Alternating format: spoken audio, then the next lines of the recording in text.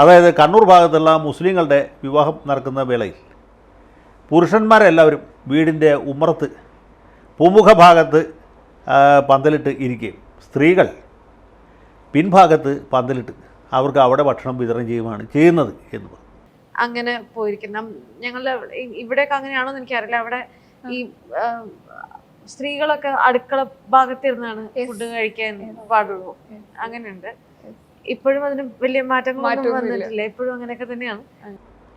അത് വളരെ സാന്ദർഭികമായി നടത്തിയ ഒരു പരാമർശമാണ്. സത്യവുമായിരിക്കും.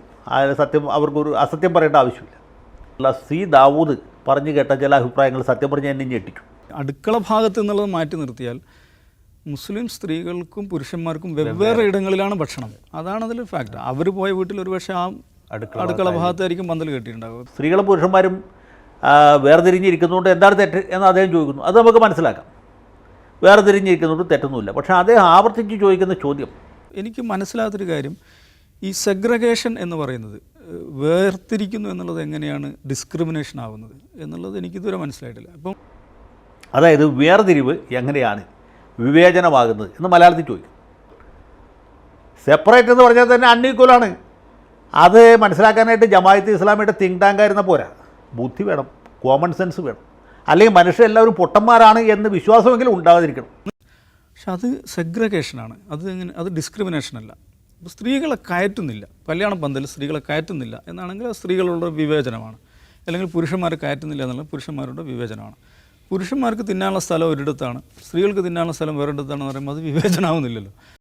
പോട്ടെ, സവർണ്ണ സമുദായക്കാരെല്ലാവരും പുറകിലത്തെ വെഞ്ചിലിരിക്കണം. അതിൻ്റെ മുമ്പിൽ പിന്നോക്ക സമുദായക്കാർ അതിൻ്റെ മുമ്പിലത്തെ ബെഞ്ചിൽ പട്ടികജാതിക്കാരിരിക്കണം. എന്നായാലും സെഗ്രഗേഷനാണ്.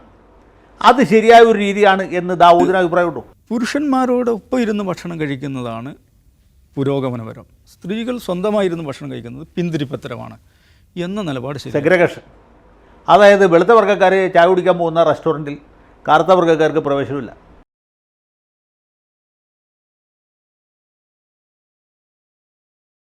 തീവണ്ടികൾ ഉണ്ടായിരുന്നു. കറുത്ത വർഗ്ഗക്കാർക്ക് വേറെ തീവണ്ടി, വെളുത്ത വർഗ്ഗക്കാർക്ക് വേറെ തീവണ്ടി. കറുത്ത വർഗ്ഗക്കാർ കയറുന്ന അല്ലെങ്കിൽ വെളുത്ത വർഗ്ഗക്കാർ കയറുന്ന ബസ്സിൽ കറുത്ത വർഗ്ഗക്കാർക്ക് ഇരിക്കാൻ വേറെ സീറ്റുണ്ട്. തീവണ്ടിയിൽ അതുപോലെ വേറെ കമ്പാർട്ട്മെൻറ്റുകളുണ്ട്. ഇതിനാണ് സെഗ്രഗേഷൻ എന്ന് പറഞ്ഞത്. അന്ന് അമേരിക്കയിലെ വരേണ്യ വിഭാഗത്തിൽപ്പെട്ട വെളുത്ത വർഗ്ഗക്കാർ ഉന്നയിച്ചിരുന്ന ഒരു വാദം സെപ്പറേറ്റ് ബട്ട് ഈക്വൽ എന്നാണ്. വ്യത്യസ്തം അതേസമയത്ത് തുല്യം. വ്യത്യസ്തമാണ് പക്ഷേ തുല്യമാണ്. നമ്മുടെ സി ദാവൂദ് ഉന്നയിച്ച അതേ വാദമാണ്. Separate but equal. പുരുഷന്മാർക്ക് ഒരു പന്തി, സ്ത്രീകൾക്ക് വേറെ പന്തി. അതുപോലെ വെളുത്ത വർഗ്ഗക്കാർക്ക് ഒരു കമ്പാർട്ട്മെൻറ്റ്, കറുത്ത വർഗ്ഗക്കാർക്ക് വേറെ കമ്പാർട്ട്മെൻറ്റ്. Separate but equal. എൻ്റെ പൊന്ന് ദാവൂദ് സാഹിബേ, സലാം. ഇതുപോലുള്ള തമാശകൾ ഇടയ്ക്കിടയ്ക്ക് പറയണം, എന്നാലും നമുക്ക് ചർച്ച ചെയ്യാനും എന്തെങ്കിലും കിട്ടുള്ളൂ.